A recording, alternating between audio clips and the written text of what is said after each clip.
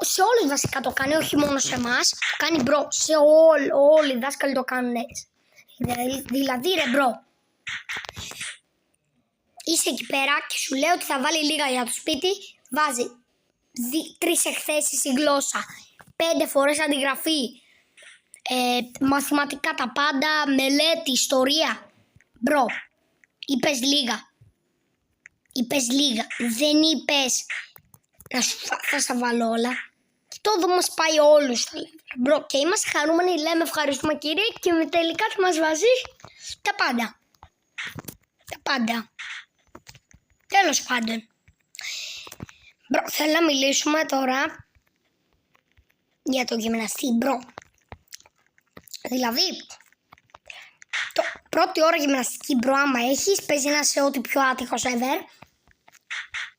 Μπορεί παλιά να σου άρεσε η γυμναστική το πρωί, μπρο, πίστεψέ με τη μισής.